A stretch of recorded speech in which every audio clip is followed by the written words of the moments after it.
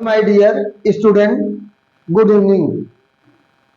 All hearing person to my channel, I say to you, you be carefully to listening my channel. So today my topic is past continuous tense negative sentence. तो आप अंग्रेजी को कभी भी हवा मत बनाइए कि अंग्रेजी हमको नहीं आता है, नहीं कर पाएंगे। तो बहुत ही आसान है यदि आप उससे डरेंगे नहीं। ये जो डरा वो मरा, एक कहावत कही गई है, जो डरा वो मरा। तो हमें अपने कैरेज को नहीं खोना चाहिए, अपने हिम्मत को नहीं हारना चाहिए, हमें उसके लिए संघर्ष करना चाहिए। यदि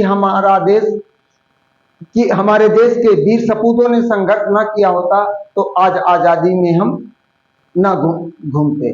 तो इस तरह हम कहते हैं कि पढ़ाई के क्षेत्र में यदि आप स्ट्रगल करते रहते हैं तो आप बुलंदियों तक पहुंच सकते हैं बड़ी आसानी के साथ। कोई चीज कठिन नहीं होती है, कोई चीज आसान नहीं होती है, केवल स्ट्रगल ही सब कुछ महान बनाता है। जैसे कहा गया है कि सीढ़ियां हमें चढ़ना सिखलाती है और लेफ्ट से हम ऊपर जाते हैं। तो लेफ्ट से हम ऊपर जाते हैं, कहने का भाव है लिफ्ट तो हमारा कभी डैमेज भी हो सकता है, लेकिन यह कभी डैमेज होने वाला नहीं, उसको मरम्मत करने की जरूरत नहीं। ऊपर भी ले जाता है और नीचे भी आपको उतार देता है, जैसे आप स्टेप बाय स्टेप आगे बढ़ते जाएंगे।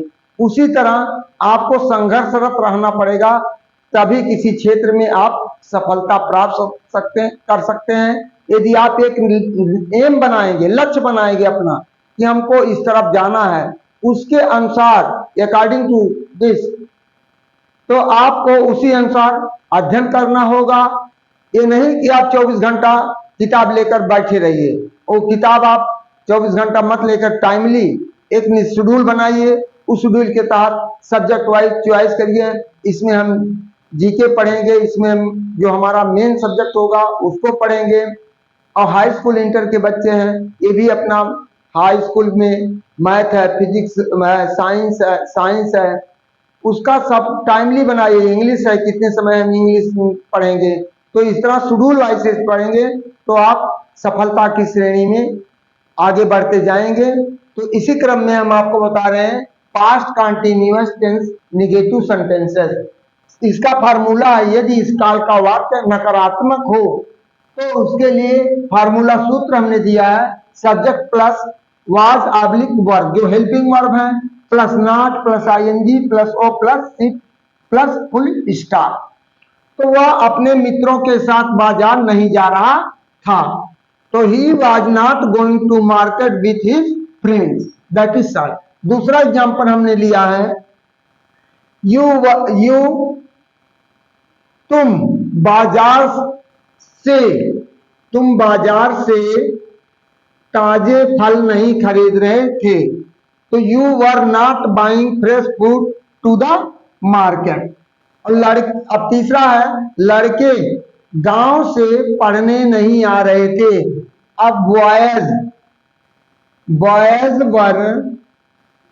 Boys were not coming to read चाहे स्टडी लगाइए, टू रीड फ्रॉम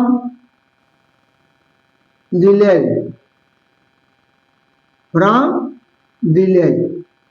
अब देखिए टू और फ्रॉम में अंतर क्या है। टू जो है इस जोड़ता है और फ्रॉम क्या करता है, अलग कर देता है, तो गांव से अलग कर रहा है। चौथा वाक्य हमारा है, वह बाजार से ताजी सब्जियां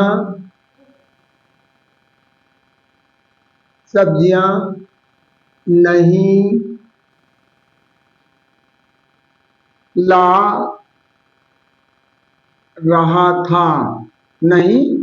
रहा था।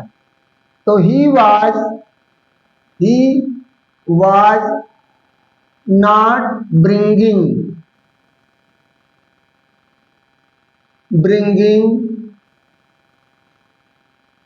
bringing fresh vegetable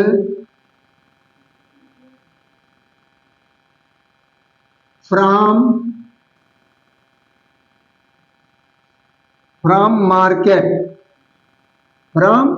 market।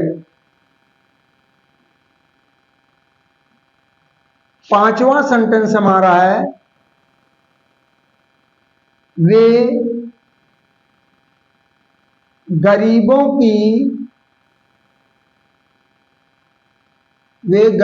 की सहायता नहीं कर रहे थे।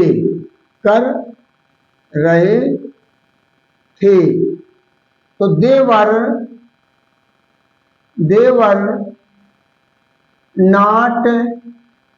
were not helping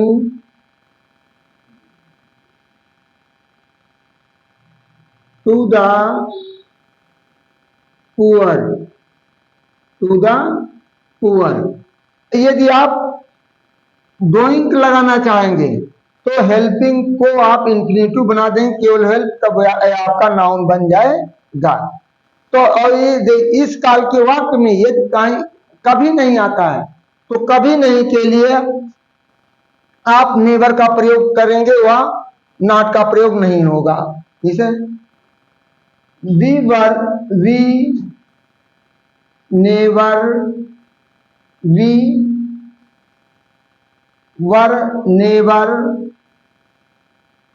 never going to see the Taj Mahal in Agra। That is all. तो इस तरह हमारा आज का नेगेटिव वाक्य आपका पास्ट कंटिन्यूअस टेंस का समाप्त हुआ है। कल हम आपको इंट्रोगेटिव दोनों रूपों में मिलेंगे, फर्स्ट टाइप और सेकंड टाइप।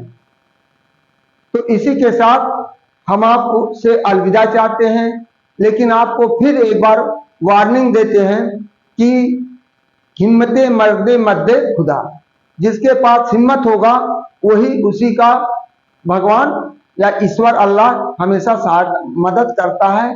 इसलिए हमें अपने कैरेज को कभी लॉस नहीं करना चाहिए। थैंक यू, धन्यवाद, गुड नाइट।